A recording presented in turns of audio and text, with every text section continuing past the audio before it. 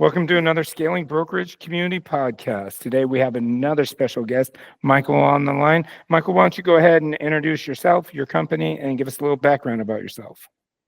How you doing? My name is Michael Tsypin. I'm with New Vision Real Estate and Investments. I'm the owner broker of the company. We are in California, Florida, and Texas, and we do real estate and loans. I've been doing this since 2007, so for about 17 years, and been going strong ever since. Okay, good. You'll have a lot of good information for some new broker owners that are wanting to become. So you should be able to give some good feedback and some good advice. Absolutely. All right. So I'm sure along those 17 years, you've had to navigate some challenges. Why don't you tell us about one of your biggest challenges and how you overcame it? My biggest challenge was to find the niche in the business. So originally, when I started with a large franchise brokerage, like a lot of people do in this business, and I faced the challenge that I obviously wasn't getting enough attention. It was a boiler room style operation with a lot of agents, and it was hard for me to find the niche, what exactly I would like to specialize in. Okay.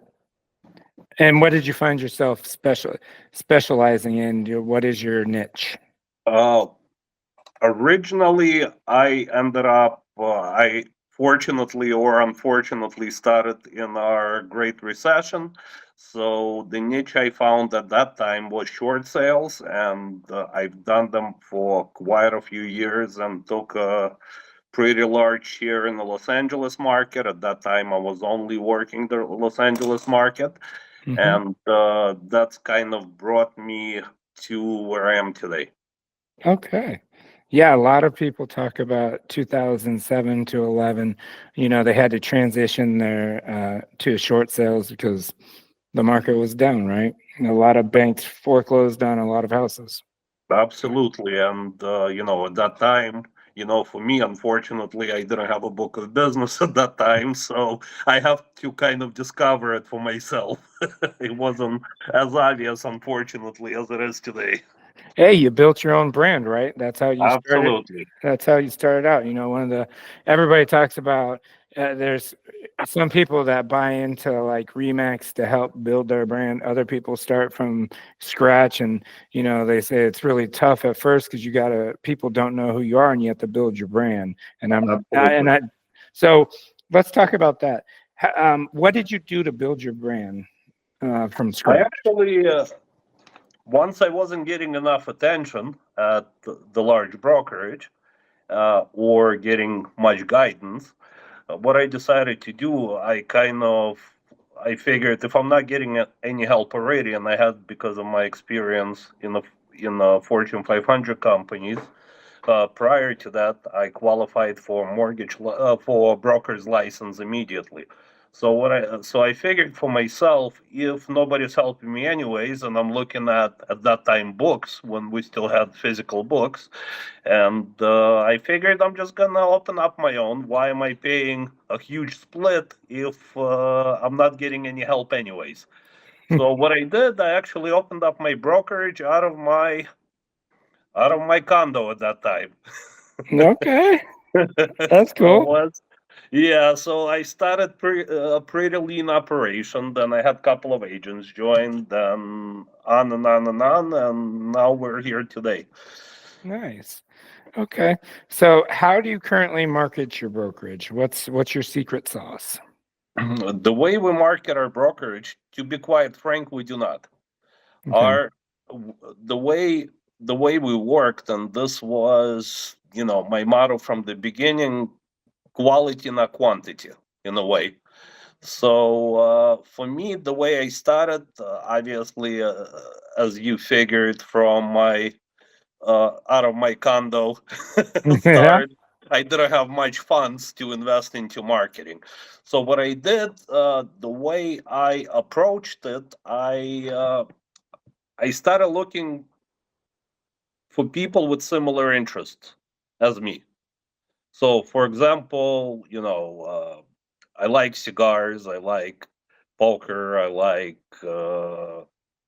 I like billiards.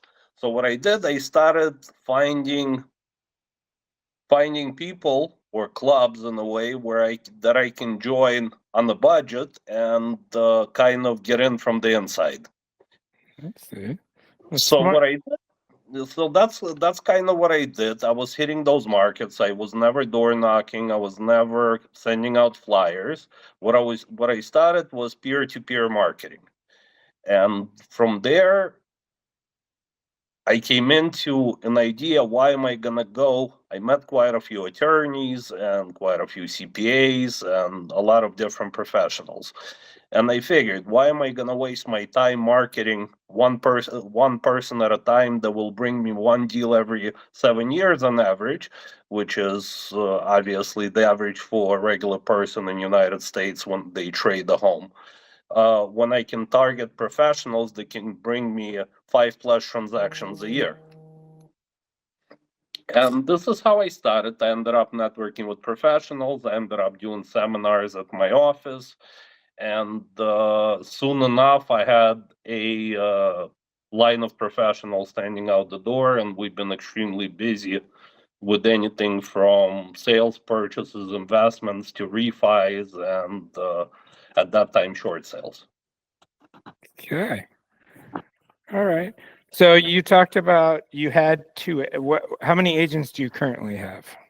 Right now, will be 25 to 30 agents and brokers. Okay.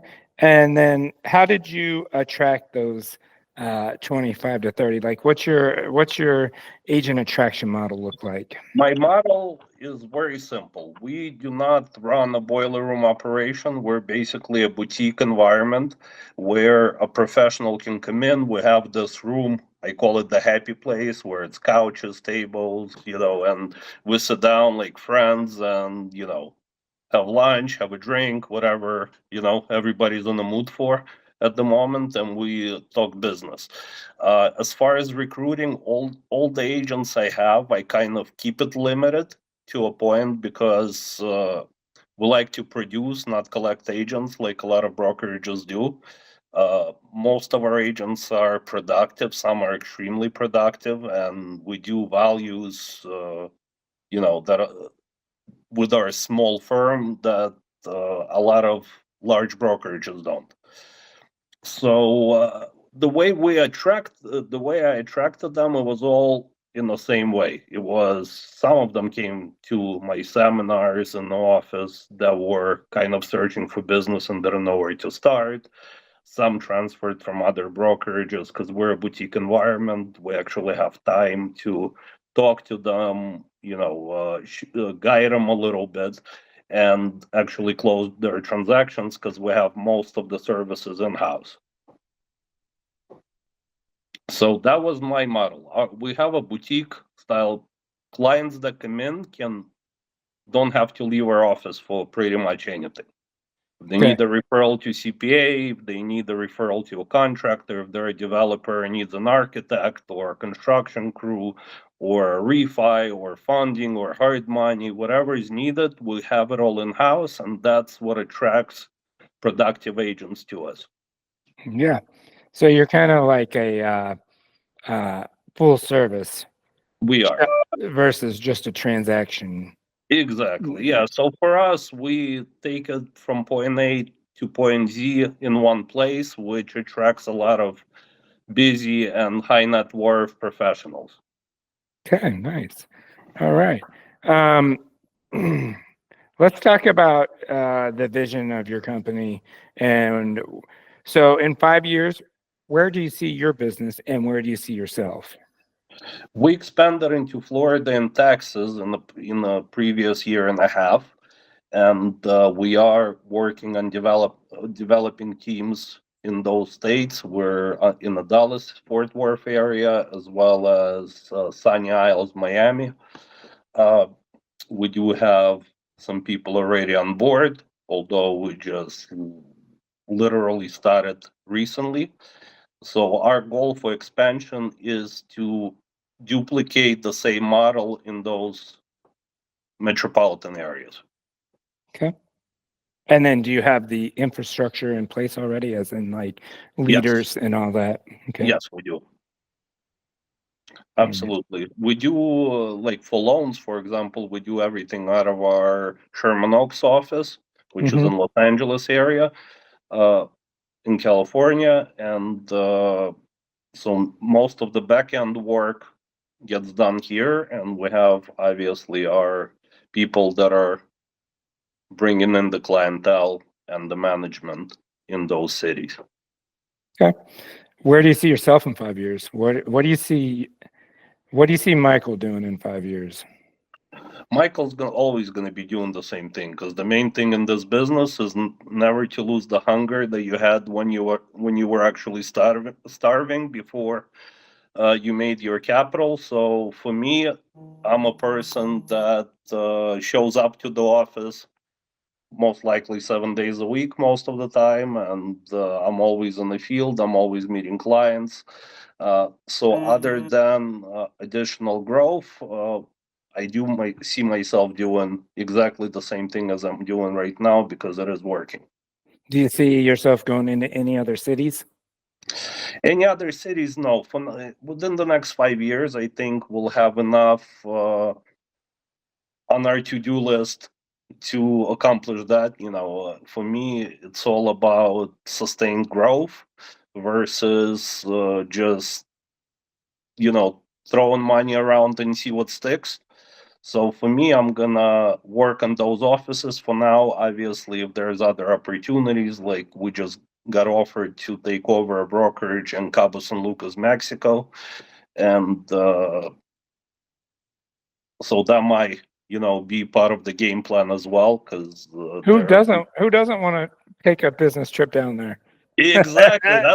That's the only reason why I'm really doing Hey, it. oh darn! I gotta go down there for business. Shucks. Exactly. So you'll get an invite next time I go. That place is always fun.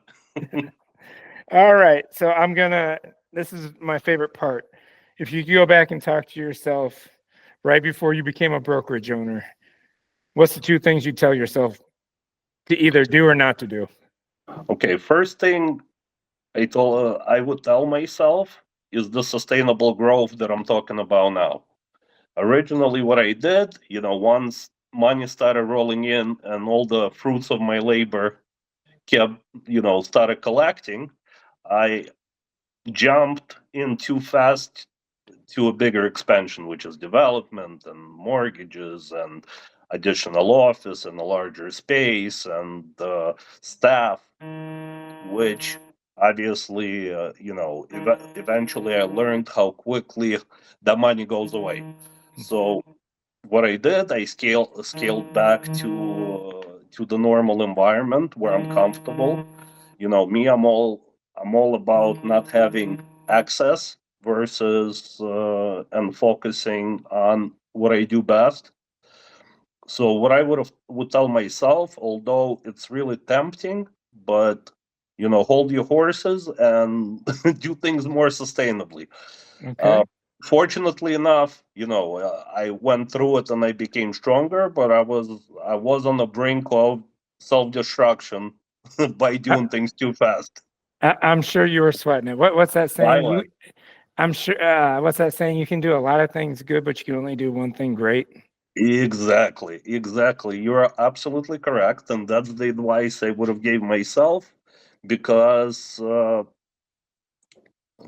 for me it's all about sustainability and about being in the field and establishing new contacts and actually closing deals versus making deals like some people do.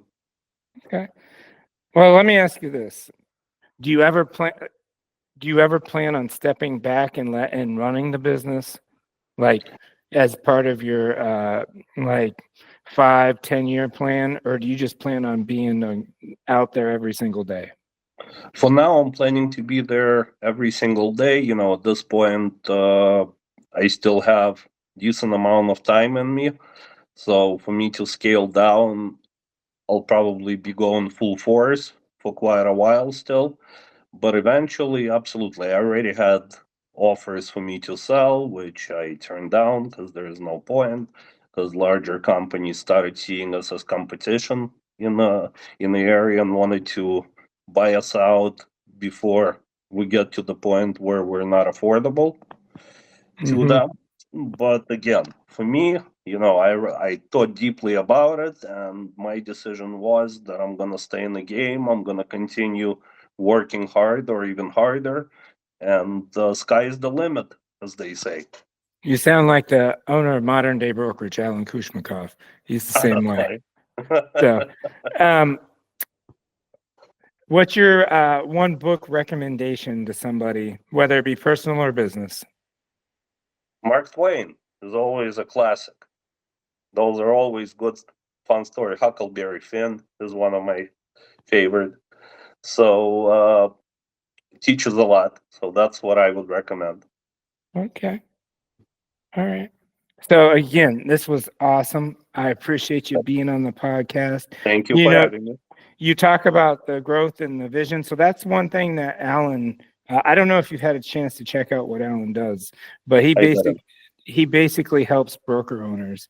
Mhm. Um, like for you, who's trying to expand in Florida and Texas, helps you take the legwork out of recruiting and helps you bring the right agents in front of you. I get it. Yeah. Yeah. So I don't know if you're interested in something, having a conversation with him about it and seeing where that goes. I'm sure he'd be open to meeting with you and just kind of going through it all. Would that work for you? Me, I'm actually, I don't really actively recruit. I just, whenever I meet like-minded people, they just kind of stick. Okay. Because what I try to do, I try to keep the operation actually minimal to more, productive agents versus training, and two deals and then they fall out No, type no, of a I totally situation. understand. Yes. But if someone could take the legwork out of recruiting for you in Texas and Florida, isn't that something that you'd be interested in instead of, because they may know you there, but in Texas and Florida, does somebody know your branding? So No, that's where he helps you. He helps you build your brand, build your avatar, so the right agents are coming in front of you, I get it. the ones that you guys want to see. I get it. Yeah, maybe we'll talk at some point and get that figured out, of course. Okay. Okay. So this is where you give your shout out to your company name, phone number, your socials, your web page, everything and Mhm. anything, whatever you want to shout out, go for it. We're New Vision Real Estate and Investments. Our website is newvisionamerica.com. Here's the website. My phone number is 323-599-0101 for real estate and loans. I'll be happy to help with whatever is needed. Feel free to reach out. New Vision Real Estate is our Instagram page, and as well as Facebook.